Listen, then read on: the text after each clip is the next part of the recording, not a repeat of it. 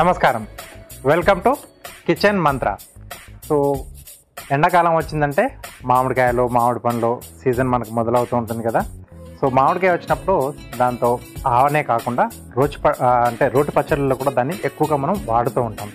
So అలా only సింపుల్గా కాకుండా దాంట్లో కొంచెం పప్పులు యాడ్ చేసుకుంటే కొత్తగా ఉంది కదా. సో ఈరోజు నేను పెసరపప్పును యాడ్ చేసి పచ్చడి చేస్తున్నాను. మామిడికాయ పెసరపప్పు పచ్చడి, ఇది రోటి పచ్చడినండి. సూపర్గా ఉంటుంది. కొంచెం నెయ్యి వేసుకొని వేడి అన్నం తింటే సూపర్గా ఉంటుంది. మరి ఇంకెందుకు ఆలస్యం, మరి దీనికి కావాల్సిన పదార్థాలు ఏంటో ఇప్పుడు చూస్తాం.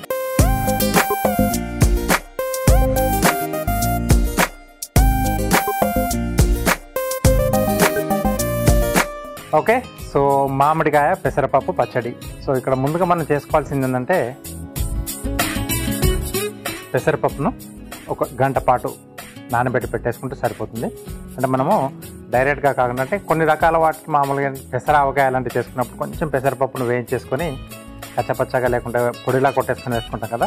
ఈ దేంట్లో రోటి పచ్చడి చేసుకుంటున్నాం కాబట్టి ఏంటంటే మనం కొంచెం నానబెట్టి చేసుకుంటే ఆ పేస్ట్ కొంచెం ఆ పచ్చిదనం ఉంది. ఎందుకంటే పెసరపప్పును మనం సమ్మర్లో ఎక్కువ తీసుకోవాలంటూ ఉంటారు కదా, ఎందుకంటే అది కొంచెం బాడీకి సలవ చేస్తుంది. సో దానివల్ల ఏంటంటే మనకి తిన్నాక కొంచెం బాడీ కొద్దిగా కూల్గా ఉండి ఎండవేడికి తట్టుకునేలాగా ఉంటుందన్నమాట. లేదు కొంచెం మేము అంటే డైరెక్ట్గా ఎండిన పప్పునే చేసుకున్నా కూడా దాంట్లో ఏంటంటే కొంచెం మనం దూరగా వేయించేసుకొని అప్పుడు కొద్దిగా మనం పప్పుని కొద్దిగా మిక్సీ పట్టేసుకోవాలి అన్నమాట. కొంచెం ఫైన్గా చేసేసుకుంటే అప్పుడు మామిడికాయ ముక్కలు ఇవన్నీ వేసుకొని కూడా చేసేసుకోవచ్చు. రకరకాలుగా చేసుకుంటే మనకు ఆ రుచి అనేది మారుతూ ఉంటుంది. ఇక్కడ ఏంటంటే నానబెట్టిన పెసరపప్పుతో మనం చేసుకుంటున్నాం. ఇది అప్పటికప్పుడు చేసుకుని మనం వేడి అన్నంలో కొంచెం నెయ్యి వేసుకుంటే సూపర్గా ఉంటుంది. ఓకే, సో ఫస్ట్ మామిడికాయ ముక్కలు కొంచెం మంచి పుల్లగా ఉన్నాయంటే బాగుంటుంది. పైన తొక్క తీసేసి అంటే పీల్ చేసేసి మనం ఇలా ముక్కలుగా కట్ చేసుకోవాలి. ఫస్ట్ మామిడికాయ ముక్కలు వేసేసుకొని ఇక్కడ ఇంకొకటి ఏంటంటే ఎండుమిరపకాయలు, వీటిని కూడా పెసరపప్పుతో పాటే నానబెట్టేసుకుంటే మనకు గ్రైండ్ బాగా అవుతుంది. కొంచెం కచ్చాపచ్చగా ఉండి చిన్న ముక్కలు అలా తరకల్లాగా మధ్యలో మనకు తగులుతూ ఉంటుంది. డ్రైగా వేసిందంటే కొంచెం మనకు ప్రాపర్గా నలగదన్నమాట. కాబట్టి దీన్ని కూడా కొద్దిగా మనం నానబెట్టేసుకుంటే ఇవి ఆల్రెడీ నేను నానబెట్టి పెట్టేశాను. వీటిని కూడా దీంట్లో యాడ్ చేస్తున్నాను. పచ్చిమిర్చి కాకుండా ఇక్కడ ఎండుమిర్చి మనం యాడ్ చేసుకుంటున్నాం ఈ పచ్చడిలోకి. పచ్చిమిర్చితో కూడా మాకు బాగుంటుంది అనుకుంటే కొంచెం ఘాటుగా ఉండాలి, ఆ పచ్చిమిర్చి ఘాటు ఉండాలనుకుంటే పచ్చిమిర్చితో కూడా చేసుకోవచ్చు.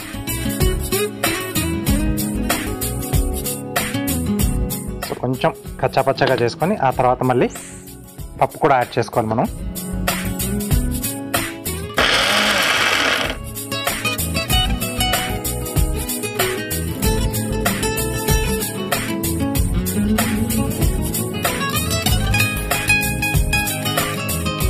సో కారం అనేది మనం తీసుకునే మామిడికాయ పులుపు మీద ఆధారపడి ఉంటుంది. ఎక్కువ పులుపు ఉంటే కొంచెం కారం ఎక్కువ.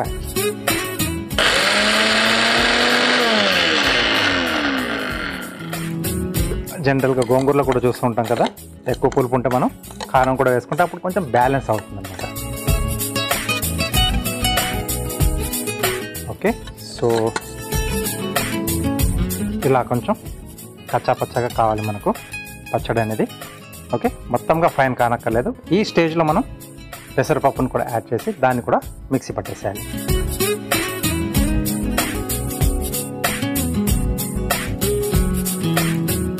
ఓకే, మనం తీసుకునే మామిడికాయకి సరిపడగా పెసరపప్పు,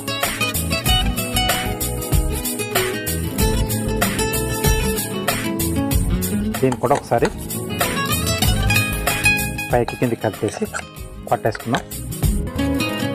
ఎందుకంటే మామిడికాయ లేకపోతే మొత్తంగా పేస్ట్ అయిపోతుంది మనకు. కొంచెం ఈ చిన్న జాగ్రత్తలు తీసుకుంటే మనకు పచ్చడి అనేది ఆ టెక్స్చర్ అనేది కూడా కరెక్ట్గా వస్తుంది.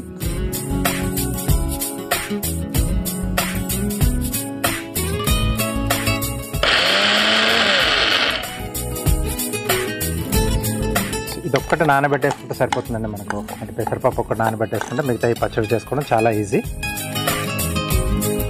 లేదంటే నానబెట్టిన పెసరపప్పుతో చేసుకుంటున్నాం కాబట్టి 1-2 రోజుల కంటే ఇది ఎక్కువగా మనకు నిల్వ ఉండదు. అంతలోపు మనం వాడేసుకోవాలి.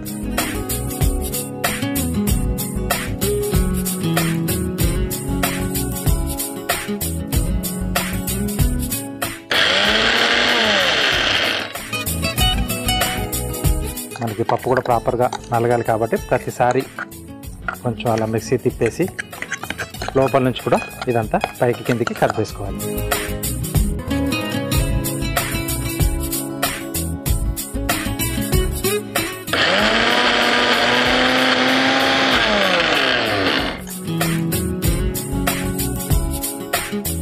ఇంకా కొంచెం అయితే మనకు సరిపోతుంది.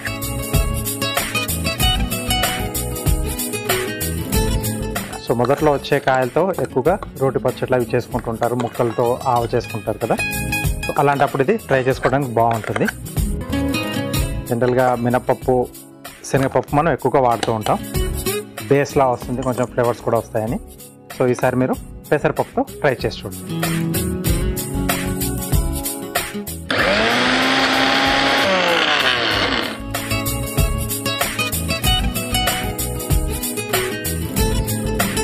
ఓకే, ఇంకొకసారి తిప్పేసి సరిపోతుంది. ఎందుకంటే నానబెట్టిన పెసరపప్పు కదా, అక్కడక్కడ కొంచెం చిన్న చిన్నగా ముక్కలుగా ఉండిపోతుంది. సో పెసరపప్పులో ఉండే వాటర్ ఏదైతే నానిన తర్వాత ఉంటుందో అదే సరిపోతుంది మనకి.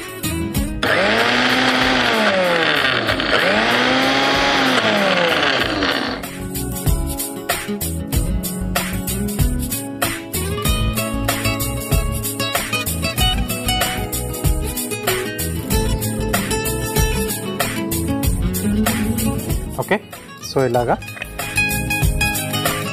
రోటి పచ్చడి కాబట్టి మరీ ఫైన్గా కాకుండా కొంచెం ఇలా రఫ్గా ఉంటే నాకు బాగుంటుంది. సో దీన్ని పక్కన పెట్టేసుకుందాం.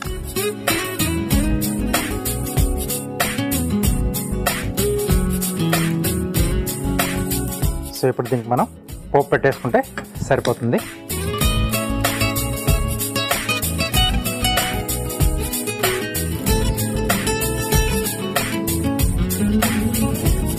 ఓకే, కొద్దిగా ఆయిల్ వేసుకొని దీంట్లోనే మనం ఏంటంటే కొంచెం జీరా ఫ్లేవర్ కూడా కావాలనుకుంటే కొంచెం వేయించిన జీలకర్ర లేకపోతే పచ్చి జీలకర్ర, ఇంకొంచెం మనకు వెల్లుల్లి ఘాటు కూడా కావాలనుకుంటే 4-5 వెల్లుల్లి రెబ్బలు కూడా వేసి చేసుకోవచ్చు. సో ఇవన్నీ ఆప్షనల్ అనమాట మనకి. సో ఆ ఫ్లేవర్లు కూడా యాడ్ చేస్తే బాగుంటుంది అనుకుంటే మీరు జీలకర్ర కూడా యాడ్ చేసుకోండి, వెల్లుల్లిపాయలు కూడా యాడ్ చేసుకోండి. అది కూడా కొంచెం డిఫరెంట్ టేస్ట్లో వస్తుంది. నేను సింపుల్గా చూపిస్తున్నాను, ఇది కూడా బాగుంటుంది. అంటే ఓన్లీ మామిడికాయ అలాగే పెసరపప్పు, ఈ 2 ఫ్లేవర్సే మనకు దీంట్లో తెలుస్తూ ఉంటాయి.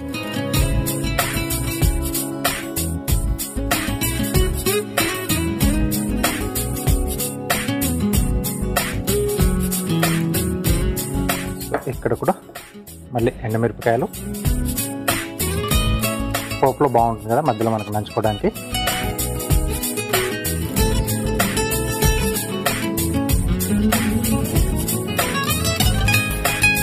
నెక్స్ట్ ఆవాలు,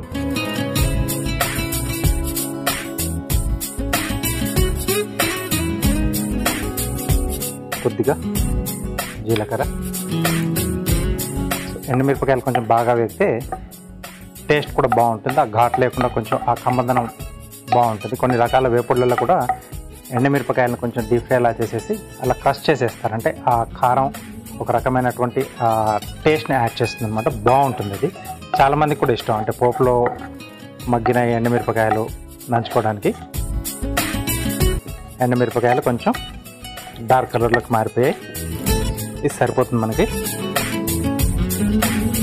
ఇక్కడ కొద్దిగా ఇంగువ, ఇది కూడా ఆప్షనల్, కావాలంటే వేసుకోవచ్చు. అలాగే కొంచెం పసుపు.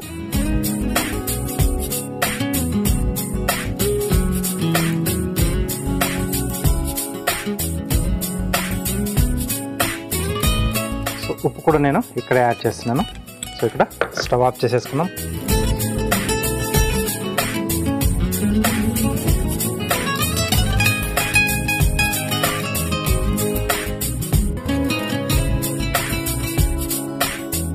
So simple pope.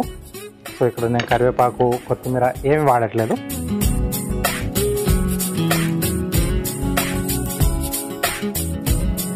So stove on చేసేస్తుందంటే మనకు ఆ పెసరపప్పు అంతా కూడా కొంచెం అడుగు పడిపోతూ ఉంటుంది. అందుకోసం నేను స్టవ్ ఆఫ్ చేసి ఆ తర్వాత పచ్చడి దీంట్లో యాడ్ చేసి కలిపేస్తున్నాం.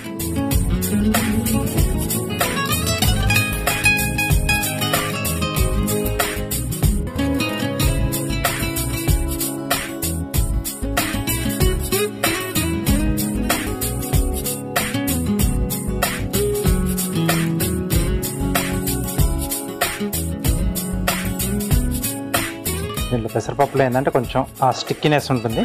సో స్టవ్ ఆన్లో పెట్టేస్తే అది మనకు ముద్దలు ముద్దలుగా అయిపోయి అడుగు పట్టేస్తూ ఉంటుంది అన్నమాట. కాబట్టి స్టవ్ ఆఫ్ చేసి ఆ ఉన్న వేడికి ఈ పోపు అనేది పచ్చడికి బాగా పట్టేస్తుంది, సరిపోతుంది అన్నమాట.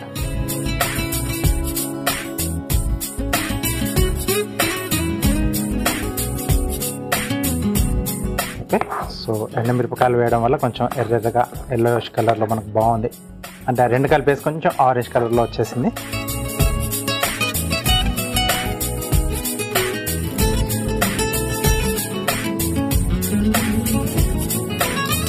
ఓకే, పచ్చడి రెడీ అయిపోయింది. మామిడికాయ పెసరపప్పు పచ్చడి.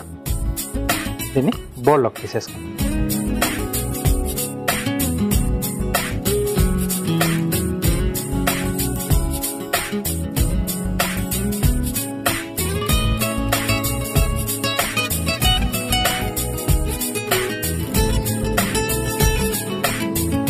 ఓకే, స్మెల్ కొంచెం డిఫరెంట్గా ఉంది. అంటే మనం చేసుకునే పచ్చళ్ళు ఎక్కువగా మామిడికాయ లేదా దాంతోపాటు మినపప్పు లేదా శనగపప్పు కదా ఎక్కువ వాడేది. ఇక్కడ పెసరపప్పు ఆ స్మెల్ తెలుస్తుంది. కొంచెం పచ్చి పెసరపప్పు మనం గ్రైండ్ చేస్తే ఒక రకమైనటువంటి ఆ స్మెల్ వస్తుంది.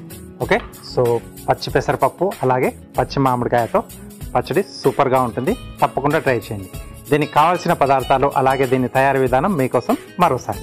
మామిడికాయ పెసరపప్పు పచ్చడి తయారు చేసుకోవడానికి కావాల్సిన పదార్థాలు: పచ్చి మామిడికాయ 1, నానబెట్టిన పెసరపప్పు 1 కప్పు, ఎండుమిరపకాయలు 12, జీలకర్ర 1 టీ స్పూన్, ఆవాలు 1 టీ స్పూన్, పసుపు చిటికెడు, ఇంగువ చిటికెడు, ఉప్పు తగినంత, నూనె 3 టేబుల్ స్పూన్లు. మామిడికాయ పెసరపప్పు పచ్చడి తయారు చేసుకునే విధానం: ముందుగా ఒక మిక్సీ జార్లో మామిడికాయ ముక్కలు, నానబెట్టిన ఎండుమిర్చి వేసి ఒకసారి కచ్చాపచ్చాగా మిక్సీ పట్టుకోవాలి. తర్వాత అందులో నానబెట్టిన పెసరపప్పు వేసి మిక్సీ పట్టుకోవాలి. ఇప్పుడు స్టవ్ ఆన్ చేసి ప్యాన్లో నూనె వేసి వేడయ్యాక అందులో ఎండుమిర్చి, ఆవాలు, జీలకర్ర, ఇంగువ, పసుపు, సరిపడా ఉప్పు వేసి వేగాక స్టవ్ ఆఫ్ చేసి మిక్సీ పట్టుకున్న మామిడికాయ పెసరపప్పు మిశ్రమాన్ని వేసి బాగా కలిపి సర్వింగ్ బౌల్లోకి తీసుకొని సర్వ్ చేసుకుంటే మామిడికాయ పెసరపప్పు పచ్చడి ready.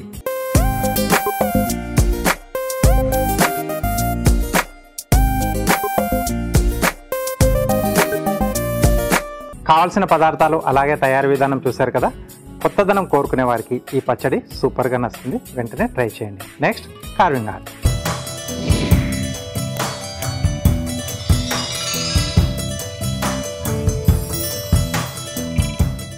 Welcome to carving art. So కార్వింగ్లో ఈరోజు ఇప్పుడు మనకు సీజనల్గా దొరికే మామిడికాయతో కూడా చాలా రకాల కార్వింగ్స్ మనం తయారు చేసుకోవచ్చు.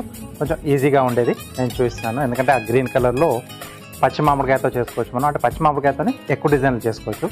పండిన దాంతో ఏంటంటే కొంచెం ఆ గుజ్జు జ్యూసీగా బయటకు వచ్చేస్తూ ఉంటుంది. కొన్ని రకాల వాటిని మనం గార్నిష్ టైప్లో యూజ్ చేసుకోవడానికి చేసుకోవచ్చు. ఓకే,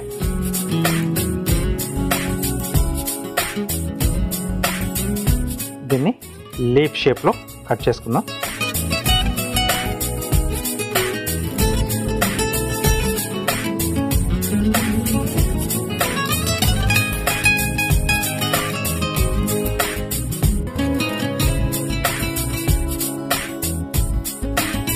ఓకే, సో న్యాచురల్గా మనకు ఆ లీఫ్ షేప్లోనే వస్తుంది. కొంచెం కావాలనుకుంటే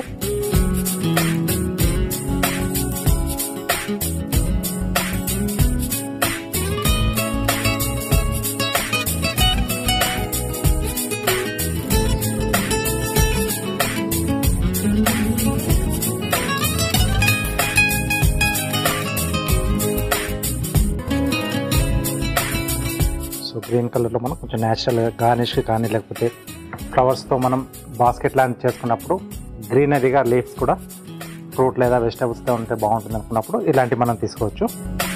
ఎడ్జెస్ కొంచెం ఇలా జిగ్జాగ్ కట్. అంటే కొన్ని రకాల ఆకులకి ప్లెయిన్గా ఉంటుంది, కొన్నిటికి ఇలా జిగ్జాగ్గా ఉంటుంది. కొంచెం లుక్ బాగుంటుంది అన్నమాట ఇలా చేసుకుంటే.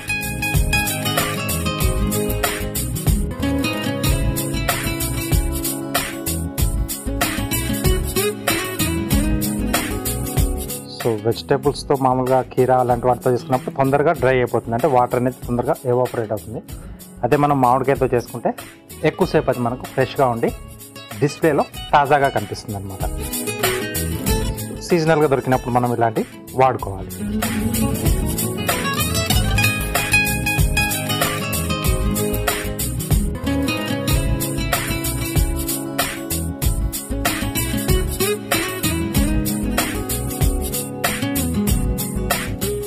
వైపులో కూడా.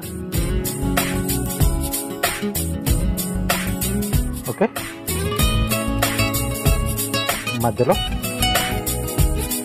ఇలా రెండు వైపుల నుంచి స్టాండ్గా కట్ చేస్తే మనకి ఈ పీస్ ఇలా వెళ్ళిపోతుంది. ఇటువైపు నుంచి స్లాంట్ కట్లో.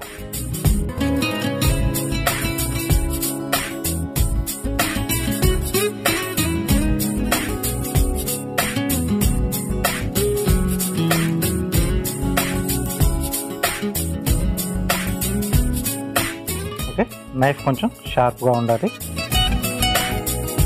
అప్పుడు మనం అనుకున్న డిజైన్ అనేది కరెక్ట్గా వస్తుంది. ఓకే, సో రెండేది కూడా అలాగే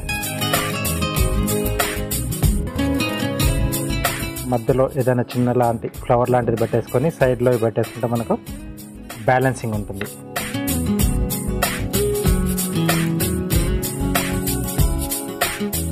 సో కొన్నిసార్లు నేను టూల్స్ వాడుతూ ఉంటాను కదా ఇలా లైన్స్ వేయడానికి, బట్ నైఫ్తో కూడా వేసుకోవచ్చు.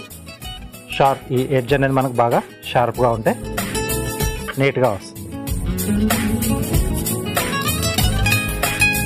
కొంచెం ఓపిక కావాలి కార్వింగ్ చేసుకోవాలనుకుంటే.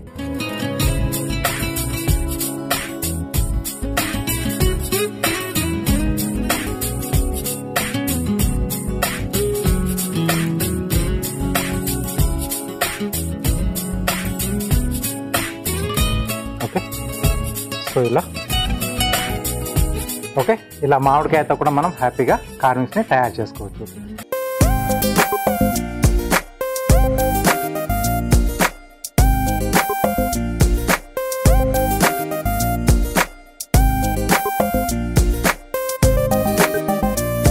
చెఫ్ చిట్కాలో మీకోసం ఒక మంచి చిట్కా. షెఫ్ చిట్కాలో మీకోసం ఒక మంచి చిట్కా. వేసవి కాలం వచ్చిందంటే చాలు, అంటే ఆ వేడిని తట్టుకోవడానికి చాలామంది కూడా బాటిల్స్లో నీళ్ళు నింపేసి ఫ్రిడ్జ్లో పెట్టుకుంటూ ఉంటారు. ఇంకా చల్లగా తాగాలి అనుకున్నప్పుడు ఏంటంటే ఐస్ ట్రే, అంటే ఐస్ క్యూబ్స్ తయారు చేసుకునే ట్రేల్లో నీళ్ళు నింపేసి అదొక డ్యూటీ పెట్టేసుకుంటారు. పిల్లలు ఉన్నారంటే కంపల్సరీ అలా క్యూబ్స్ తీసుకొని తినేస్తూ ఉంటారు. అలా క్యూబ్స్ మనం తయారు చేసుకోవాలనుకుంటే ఒక చిన్న చిట్కా ఏంటంటే, మనం డైరెక్ట్గా వాటర్ని, ట్యాప్లో పట్టిన వాటర్ని లేకపోతే ఫిల్టర్ చేసిన వాటర్ని పోయకుండా కొద్దిగా మనం వాటిని వేడి చేస్తే, అంటే ఒక బాయిలింగ్ రానివ్వాలి. ఒక మరుగు వచ్చిన తర్వాత దాన్ని మనం మళ్ళీ రూమ్ టెంపరేచర్కి వచ్చిన తర్వాత అప్పుడు ఏంటంటే వాటిలో ఉండే కొన్ని మలినాలు ఏవైతున్నాయో అవి అడుగునకి వెళ్ళిపోతాయి. టోటల్గా మనకు క్లియర్గా ఉంటుందన్నమాట. ఆ వాటర్ని కనుక మీరు ఆ ఐస్ ట్రేలో వేసేసి సెట్ చేసేసుకుంటే క్రిస్టల్ క్లియర్గా మీకు ఐస్ క్యూబ్స్ వస్తాయి. ఓకే, మామూలుగా మనం సోషల్ మీడియాలో చూస్తున్నప్పుడు ఒక్కోసారి ఆ క్యూబ్స్ చూస్తూ ఉంటాం కదా, మామూలుగా డైరెక్ట్గా వేసిన ఐస్ క్యూబ్స్ ఎలా ఉంటాయంటే మీకు మిల్కీ వైట్గా వస్తాయి. ఓకే, ఈసారి మీరు ట్రై చేసి చూడండి. రెగ్యులర్గా వేస్తూ ఉంటాం, బట్ ఏంటంటే అంత కలర్ అంతా మనం అబ్జర్వ్ చేయము. క్యూబ్స్ రాగానే వాటర్లో వేసుకొని లేకపోతే జ్యూస్లో వేసుకొని గెస్ట్లకి ఇస్తూ ఉంటాం. ఈసారి ఇలా వేడి నీటిని చల్లార్చిన తర్వాత మీరు వేసి చూడండి, క్లిస్టర్ క్లియర్గా ఉంటుంది. దాని తర్వాత మీరు డైరెక్ట్గా మీరు వాటర్ని, రా వాటర్ని పెట్టి చూడండి, మిల్కీ వైట్గా వస్తుంది. సో ఈసారి మీకు ఐస్ క్యూబ్స్ కొంచెం, అంటే ఆ మలినాలు కూడా పోతే బాగానే ఉంటుంది కదా, టోటల్గా మనకు నీట్గా కనిపిస్తుంది, చల్లదనం ఎలాగో వచ్చేస్తుంది.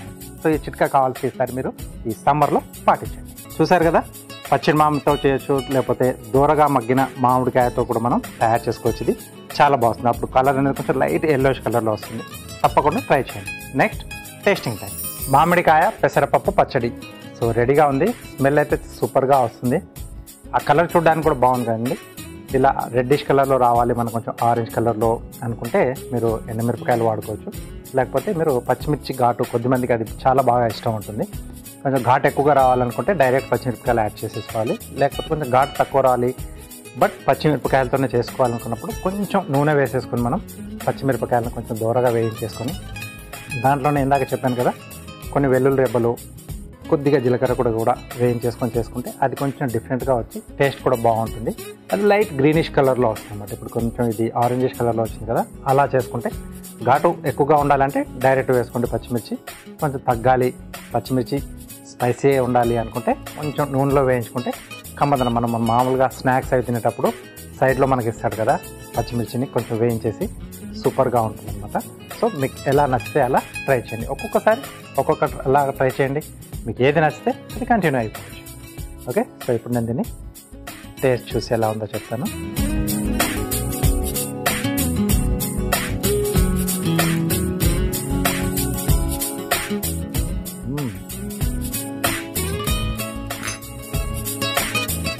నోట్లో పెట్టుకోగానే పుల్ల పుల్లగా పచ్చి మామిడి సూపర్గా ఉంటుంది. ప్రతి ఒక్కరికి కూడా ఇష్టమే అది. ఉప్పు లేదా కొంచెం కారం ఉప్పు అలా లాగించుకొని తింటారు కదా.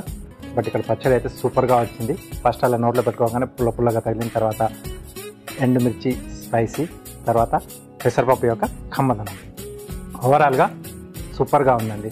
సో కొంచెం కొత్తగా ఉండాలి పచ్చడి అనుకున్నప్పుడు రెగ్యులర్గా ఎలాగో ప్రతి సంవత్సరం మనం చేసుకునే పచ్చళ్ళు అలా రొటీన్గా చేస్తూ ఉంటాం కదా, అలా కాకుండా ఈసారి ఇలా పెసరపప్పు, అది కూడా నానబెట్టిన పెసరపప్పుతో ట్రై చేసి చూడండి.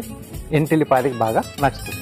కిచెన్ మంత్రాలో ఒక టేస్టీ డిష్, అలాగే కార్వింగ్ ఆర్ట్లో అందమైన కార్వింగ్ చూశారు కదా. ఇది ఇవాళ మన కిచెన్ మంత్ర. నెక్స్ట్ ఎపిసోడ్లో ఒక టేస్టీ డిష్తో పాటు అందమైన కార్వింగ్తో మళ్ళీ మీ ముందుంటాను. అంతవరకు నమస్తే.